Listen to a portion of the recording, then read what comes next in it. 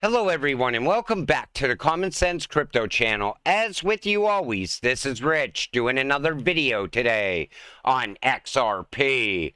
So I hope you're all having a wonderful day today wherever you are in this great world. We're going to talk about XRP. I'm also going to talk about Prometheum. It's all the talk right now on crypto Twitter. They have strong ties to the SEC, it seems. I'm also going to show ties to the Biden administration as well. Hong Kong urges HSBC Standard Chartered to support crypto exchanges. The world's stance on crypto is divided by governments. While some have been openly embracing the industry, a few others remain uncertain. Hong Kong has recently aligned itself with regions that have opted for a regulatory approach to embrace the crypto industry. In addition to the government stance, entities operating within the region have also been encouraged to conform to the same notion. In Hong Kong's case, the government has reportedly urged HSBC and Standard Chartered to take on crypto exchanges as clients.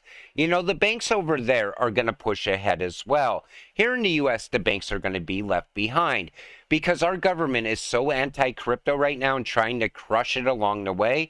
The banks will be left behind because we have a whole new generation of younger people. And they like innovation. They like technology. They like crypto.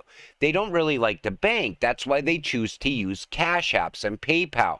But if the bank was to offer crypto, a lot of that younger generation would walk through those doors wanting to open a checking or savings account, especially if they could buy crypto through their checking account or savings account. But again, because our government doesn't like crypto, the U.S. banks will be left behind as well. Ripple joins forces with Colombia Central Bank to research blockchain. Ripple has announced that Banco de la República, in collaboration with the Ministry for the Information and Communications Technologies, plans to test Ripple's CBDC platform to enhance its high-value payment system. This initiative is part of Mintic's ongoing phase of blockchain experimentation. And again, they're talking about this being built on the XRP ledger. So that would add value to XRP as well. U.S. crypto firm Ripple targets Middle East with cross-border payment solutions. U.S. crypto firm Ripple is actively developing cryptocurrency solutions to improve the $156 trillion cross-border payments market, with the focus on the Middle East, according to tradingplatforms.com. The new technological solutions introduced by Ripple are poised to empower customers in the Middle East by improving their experience with international transactions. By offering faster, more secure, and cost-effective payment options, Ripple will enable businesses and individuals in the region to participate more swiftly into the global economy. You know, as we see Ripple out there opening up all these corridors, working with this country and that country with their CBDC, it looks like it's leading up to that flip of the switch moment. People kind of stopped talking about that. And a lot of people said that's never going to happen, but it looks more likely today than ever before. Think about it, RippleNet technology getting put in place all throughout the world, and then all at once, when all these banks start to transact with each other, they flip the switch for XRP to flow through that network. That's what I see happening in the future. Is this the end of crypto? This U.S. congressman hopes so. Now, Brad Sherman, I don't know what's wrong with this guy. I know he loves the big banks. That's what this must be all about. So in a recent CNBC interview, U.S. Congressman Brad Sherman openly expressed his hope for the end of cryptocurrencies, a stance that will ruffle the feathers of crypto enthusiasts. He says, "I hope so, but don't think so." In response, when asked if the ongoing crackdown signaled the end of cryptocurrencies in America. You know, they could crack down on crypto all they want. It's still here to stay. These people will be long gone and crypto will still be here because it's the technology of the future. Then he goes on to say, took issue with the idea that cryptocurrencies could benefit the economy or consumers, stating that their primary use was to evade the U.S. government and sanctions. So he thinks that's all crypto's used for. But crypto has use case and it has utility. Look at XRP. It's going to be used to move money all throughout the world, much faster, much, and much cheaper. And that's why the banks don't like it, because it's going to eliminate all the fees that they're collecting right now. He dismissed crypto's claimed advantages for everyday users as well. At one point, they were $3 trillion and they didn't make it easier or cheaper to buy a sandwich at Subway. If you go to Subway, you can use a debit or credit card. If you have crypto, you have to change it into money, then transfer it to your debit card, then buy a sandwich. Take notice he's talking about debit and credit cards. That's because his interests lie with the banks and the current fiat system. But at some point, everybody throughout the world will be utilizing crypto on a daily basis and not even knowing it. He goes on to say, he expressed skepticism at the high valuation of certain cryptocurrencies, arguing there was no logical reason why Bitcoin is more valuable than Hamster Coin or Cone Tribe Coin. He suggested that the market's obsession with these digital currencies has drawn charlatans, but predicted that crypto would fade out because of crypto. As these people run for re-election, they're going to start to lose these elections because, again, a younger generation of voters is not going to vote for people like him. Because this younger generation loves innovation and they love technology. At some point, these people will be gone and crypto will still be here. Ripple verdict could spark a new bull run. Now, I want to talk about what would happen if the verdict came in favor of Ripple and what would happen if it came in favor of the SEC. Adoption and innovation. A Ripple win could foster increased consumer and institutional trust in digital assets. It could spur investment in the space, emboldening enterprises to create groundbreaking products and services with a clarified regulatory framework. A loss could hinder mainstream acceptance as regulatory uncertainties continue to deter potential participants. Now, I know Ripple's going to win this case. And once that happens, you're going to see enterprise come from every direction wanting to come in to crypto, come into blockchain, because that's the next step for them to grow and expand as well. Legal precedent. If Ripple wins, it could strengthen the argument against categorizing cryptocurrencies as securities, providing the industry with greater legal clarity and a solid footing for future growth. If Ripple loses, it may prompt further SEC investigations into potential securities violations. We're already witnessing this trend with the cases against Coinbase, Binance, and Tron founder Justin Sun. And again, a win for Ripple can mean we will have the Ripple test going forward. Then a whole lot of other cryptocurrencies can get a clear path forward as well. That's why Ripple is fighting for the entire crypto space. Market volatility. A Ripple win could boost investor confidence, potentially inflating the value of digital assets, whereas a loss might spark market volatility, leading to a sell-off of XRP and other digital assets perceived as securities. Now, I think if Ripple wins, the volatility will eventually start to change based on utility and use case. Kind of the way they talk about, certain cryptocurrencies being more stable in the future, because they're going to be moving a lot of value. They're not going to be fluctuating the way they do now. That's what I see happening in the future. So talent migration. Should the SEC emerge victorious, it may spur a talent exodus out of the U.S. towards countries with greater regulatory clarity, a trend that's already noticeable, with Ripple themselves actively looking to make the leap. And that's why these other politicians are stepping in now, getting, laws put in place around crypto. They also want to fire Gary Gensler because they're watching all that innovation leave this country. And eventually the U.S. is going to fall behind the rest of the world. And I still don't think a lot of people in this country want to see that happen. I think it's a handful of people in Washington that are pushing for the fall of the United States because they're working with the World Economic Forum. Who the hell is Prometheum, and what did it say to Congress about the SEC compliance? So Prometheum's stance is clear. There's a path forward for digital assets in the U.S. through the current regulatory framework set up by the federal securities laws. Hear Aaron Kaplan's testimony in front of the House Financial Committee here. Now I'm going to play you, a good bit of this because you got to hear how they're saying there's already a clear path forward.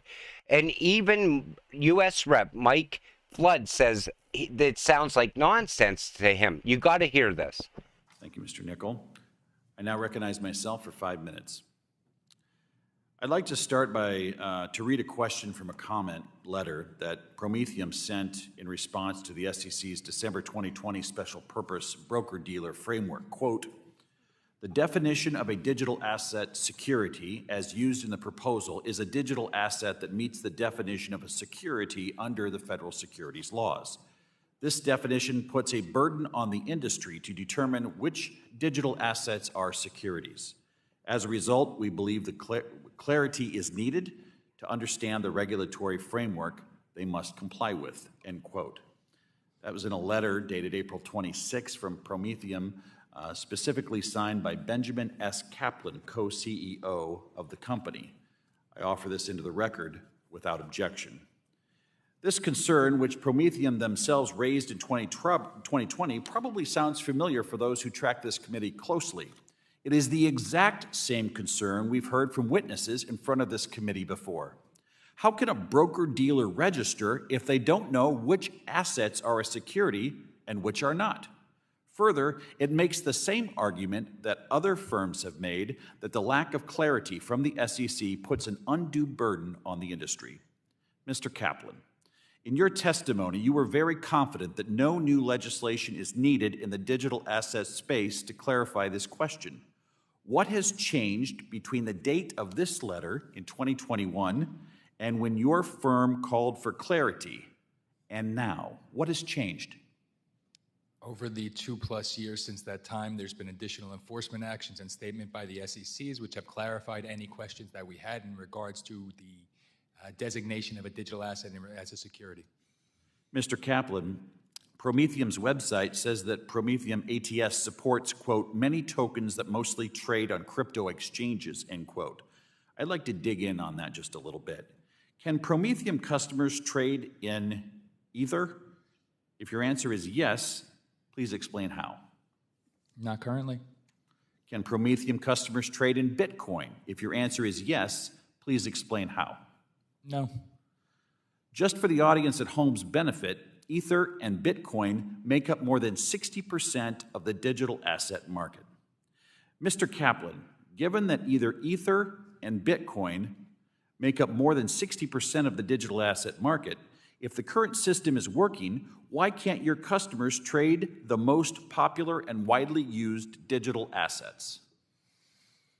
Regulation and new ATSs and custodians should take a crawl, walk, run approach, and essentially they will proceed to add additional assets and abilities as time goes on. I'd like to point out when the... I'm going to reclaim my time. Mr. Kaplan, did Prometheum receive any additional exemptive relief from the SEC that has not been publicly shared? No. Thank you, Mr. Kaplan.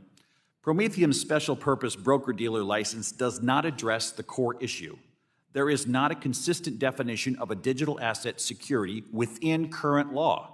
This point was made obvious when Chair Gensler could not say definitively whether Ether is a digital asset security when asked by Chairman McHenry in this very room a couple months ago. In other words, that same question that Prometheum themselves raised in their 2021 comment letter is still unanswered. That's why legislation is needed. That's the problem that the chairman's bill works to solve. To testify in front of our committee that your company's charter, which only allows for trading in a very small subset of assets, is evidence that no legislation is needed, just doesn't make sense. If anything, the fact that Prometheum's customers cannot trade some of the most popular digital assets is an illustration of the broader problem, Mr. Kaplan. So this guy seems to have come out of nowhere, okay? And all of a sudden, he's saying there's a clear path forward for crypto. But we see Coinbase They want a clear path forward. We see Ripple, they want a clear path forward. All these other cryptocurrency companies that are now being called securities, they also want a clear path forward. But this guy is the only guy that sees that clear path. Even Mike Flood had to say it was complete nonsense, that there is no, there's no law out there at all. But yet this guy's claiming there is. So let me get this straight. Him and Simpson's Thatcher helps Alibaba IPO, Alibaba and Wang Zhang partner to create a bank in China. Vitalik Buterin founds Ethereum. JP Morgan, disguised whale. JP Morgan assists in creating the EEA. Vitalik goes to China to look for funding. Wang Zhang buys $500 million in Ethereum. JP Morgan works with Consensus to create JP Morgan Coin and focuses on cross-border payments, becoming Ripple's competitor. Wang Zhang founds Blockchain Lab. Vitalik becomes chief scientist at Wang Zhang Blockchain Lab. Hinman joins the SEC. Ethereum forms a coalition, Brooklyn Project, to help them get through the regulatory door and create a monopoly. Ripple sued and becomes embroiled in a 2-year battle with the SEC. Wang Zhang advises their mission to expand Ether in China with Fenbushi, Hashkey, OneCloud, and others. XRP Army rises to expose Ethereum Gate and hopefully fire Gary Gensler. Fun fact, OneChain, which is backed by Wang Zhang, Fenbushi, and China Growth Capital, is currently a member of the Enterprise Ethereum Alliance. SEC praises underdog Prometheum, while Winklevoss cries foul. Find out why this blockchain company's stance on existing securities laws is causing a stir in the crypto community. So Cameron Winklevoss, co-founder of Gemini, expressed his disbelief on Twitter when Gensler, in a Wall Street Journal interview, highlighted that some crypto companies have indeed registered, referring to the mysterious Prometheum. Winklevoss noted that despite Prometheum's being in existence for 6 years, it has failed to launch a product and remains largely unknown within the crypto community. Winklevoss added that the current securities laws established in 1933 needed to be updated and better suited for today's digital realities. He warned that by insisting on applying archaic laws, the U.S. risks being left behind, causing industry migration offshore, job loss, inhibited economic growth, and possibly national security risk. So where did this company come from? It seems like it's tied to Ethereum as well as the SEC. And even the Blockchain Association asked the SEC about interactions with Prometheum. So we see here, the Blockchain Association filed the Freedom of Information Act request with the SEC requesting details about its interactions with Prometheum. Prometheum has been a hot topic after its co-CEO claimed it's possible for crypto exchanges to comply with U.S. law. So if that was the case, you would think Coinbase and Binance would already be complying with U.S. law, but because there's no law, no one can comply. That's why we're seeing the lawsuits happen. Joe Biden hosted a meeting with 2 prominent executives from Wang Zhang. At the White House, Hunter Biden has direct ties to Wang Zhang via his investment in Fisker. So there you go. It ties right back to the White House, ties back to the SEC. Now what the big question is Prometheum the next FTX? And is the CEO of that company the next Sam Bankman-Fried? Because I see where this is headed. There had to be a lot of money moving through this system. And I think because the SEC right now has a lot of problems with the Hinman documents being made public, all of a sudden this guy sees a clear path forward for crypto and for exchanges. Let me know what you think in the comments section down below. But again, all we're waiting for now is this judge, and I cannot wait until this judge makes a decision so we can finally have a path forward. With that said, I'm going to wrap up this video. I want to thank you all for watching. I appreciate all of you. I'll see you in the next one. Have a great night.